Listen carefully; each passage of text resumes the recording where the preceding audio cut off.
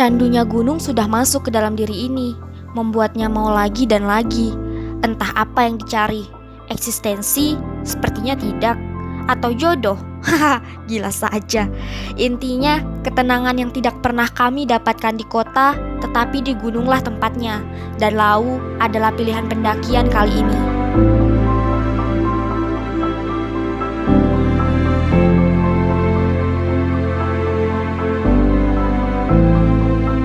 Assalamualaikum cantik. Seperti biasa, berbelanja logistik secara maksimal harus dilakukan. Belajar dari pendakian ke Sumbing lalu, kami kekurangan makanan. Oleh karena itu, logistik harus benar-benar kami maksimalkan kali ini. Di tempat yang ini merasa terancam, karena badanku kecil, cepat sombong-sombong. Jalan lah. Wait, kita beli cemilan enggak, wait?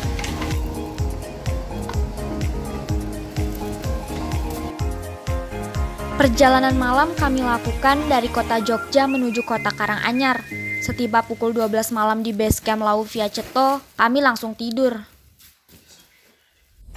Ketika pagi menyingsing dan tidur semalam amat cukup untuk mempersiapkan tenaga dan mental saat perjalanan Gunung Lau Via Ceto kali ini, yang digadang-gadang sebagai jalur terpanjang untuk mencapai puncak Hargodumilah, titik tertinggi Gunung Lau. Ups, ingat ya, perjalanan kami tidak mengejar puncak sebagai tujuan awal. Pulang dengan lengkap saja, kami sudah amat bersyukur. Lagi-lagi, kami mendapatkan pelajaran dari Gunung Sumbing kemarin saat sayuran kami busuk ketika membawanya dari Jogja. Kami pun membeli sayuran di perkampungan sekitar Candi Ceto. Kesetaraan gender mulai terlihat.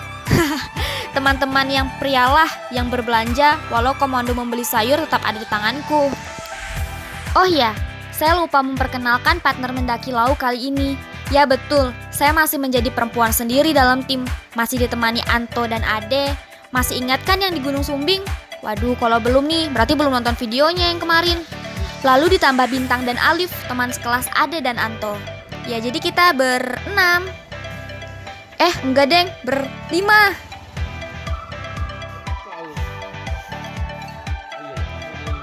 Setelah membeli beberapa sayuran segar dan lauk kering seperti teri, kami kembali ke base camp untuk sarapan dan setelah itu langsung siap-siap memulai pendakian.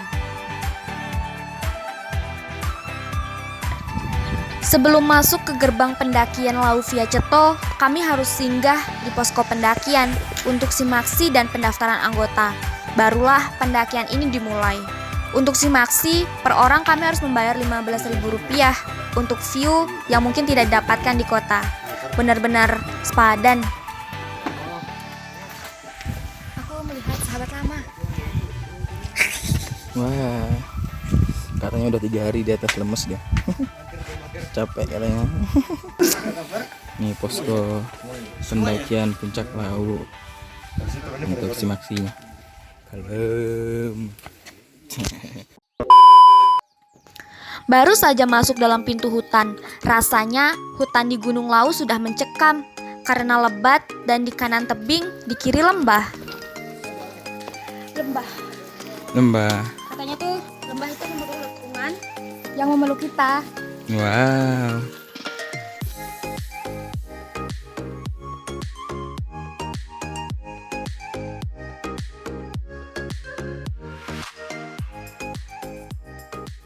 Gak nyangka ya, aku tuh hobinya tuh lihat vlog-vlog atau video-video tentang pendakian gitu. Dan Gunung Sumbing, masih flashback.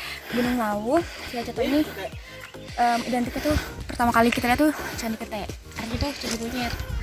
Nah, bentuk candinya kayak piramid gitu, kayak ada kerajaan gitu di atasnya. Dan gak nyangka banget bisa lihat ini deket. Vegetasi hutan yang belum terlalu lebat dengan semak belukar di setiap sisi menemani permulaan ini. Guys, lagi.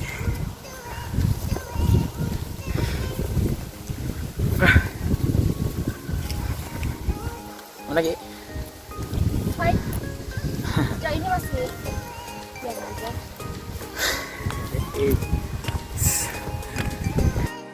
Untungnya, Bintang dan Alif ini sedikit punya jiwa-jiwa receh.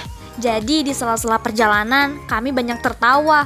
Walau saya baru berjumpa dengan mereka, rasanya dinding pembatas sudah tidak ada lagi. Berapa 10 menit jalan sih, jalurnya masih standar. Biasanya kalau jalur yang standar gini terus panjang itu lama bakal sampai puncaknya. Kalau nanjak terus dia pasti cepat.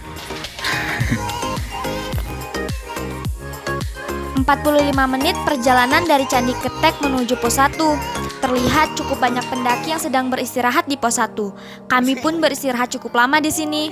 Kami pikir, santai saja karena yang terburu-buru tidak akan efisien. Padahal kami sama-sama pelaku deadline di kampus.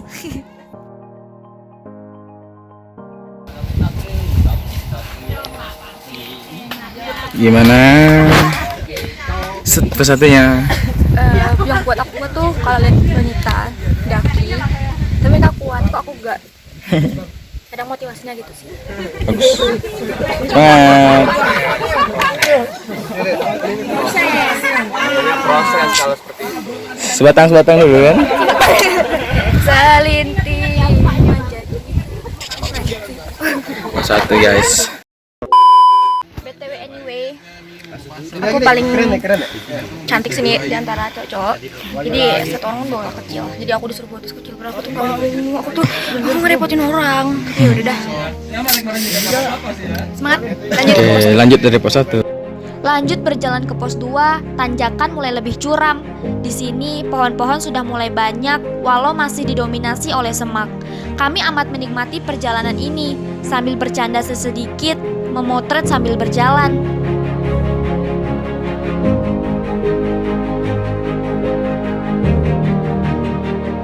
Cukup lelah perjalanan antara pos 1 ke pos 2 dengan jalur lumayan terjal, lekat dengan akar-akar pohon menemani jalur.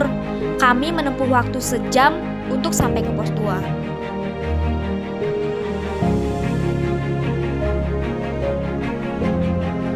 Setibanya di pos 2, terlihat ramai para pendaki yang sedang beristirahat. Tempatnya lumayan luas dan landai.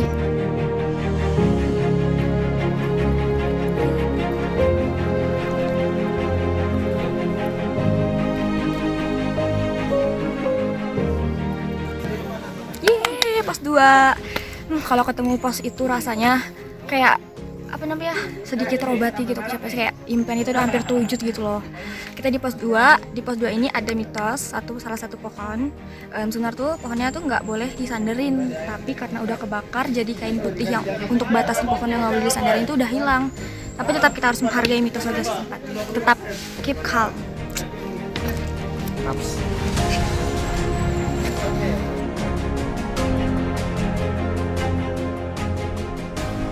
Selama perjalanan ini, saya pribadi cukup menikmati dan tidak ada masalah yang berarti bagi kami berlima. Karena kami masih baik-baik saja, kami beristirahat sebentar dan lanjut menuju pos 3, di mana pos tersebut sangat melimpah mata airnya. Omong-omong, Lauvia Ceto memiliki 5 pos, dan di pos 5 lah tempat ideal untuk berkemah. Karena di sana ada sabana yang indahnya bukan main, bak sabana Argopuro katanya. Dan disitulah tujuan kami kalau mampu. Jalan apa Kiki? Lagi liatin semesta. Kita udah mulai keluar dari hutan. Jadi di atas ini udah agak lapang, walaupun ada beberapa pohonan. Dan Bekas kebakaran. suara tuh pasti kedengaran di situ. Wah. Dan kita saksikan bekas-bekas kebakaran di sini. Kemarin kan juga ada bencana kebakaran di Gunung Lau. Intinya ya kalau mau ke gunung ya siap konsekuensi jalan tanjakan. Tapi yang harus diingat kalau capek berhenti sebentar, itu lanjut lagi, jangan bilang nyerah. Karena hari yang sudah mulai siang, perut kami sudah mulai bergejolak. Jalur menuju pos 3 semakin kejam saja. Saat melangkah, lututku sampai ginjal. Ingat, gak boleh ngeluh. Ya jalurnya itu semakin miring, ditambah hutan yang semakin lebat sehingga mendapatkan kesan melelahkan. Ya memang lelah sih.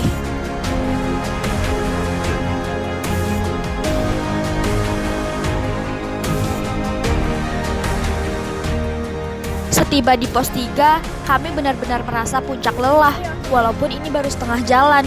Karena menjelang zuhur, kami memilih beristirahat cukup lama di pos 3, memasak, makan, ibadah sambil tidur-tiduran rebahan sebentar. Agaknya kami tidak pernah menemukan kelandaian di sini, benar-benar pressure untuk kita.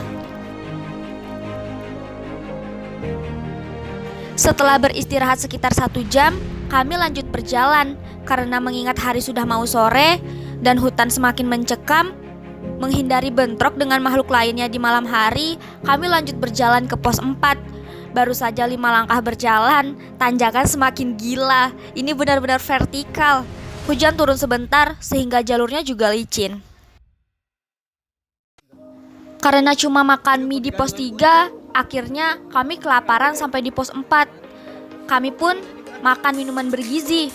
Senja menemani cengkrama kami sore itu. Sepi, hanya kami berlima di pos 4. Terlihat sapaan Merapi dan Merbabu dari arah sana. Kami pun membalas sapaan itu. Hai Merapi, lekas membaik ya. Dan Merbabu, tunggu kami. Ah, alangkah indahnya sore itu.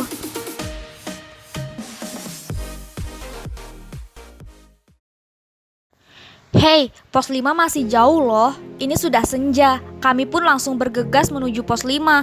Dengan tenaga yang benar-benar sudah lemas, para lelaki sudah mulai terlihat tak mampu. Apalagi saya, yang jika dihitung ini gunung kedua saya, malah dapat jalur yang begini. Halo guys, jadi udah mau maghrib.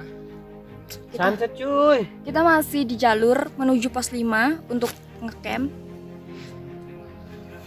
Dan kita benar-benar udah Gak tepar. ada otak. Dari pos berapa tadi ya? Pos 4. Dari pos 4, pos 3. 3. Dari pos 3 ke pos 4 ke pos 5 jalannya benar-benar ekstra, tanjakan terjal, nggak dikasih ampun. Lagi. Sampai berapa menit lagi, Dek? Sampai pos 5.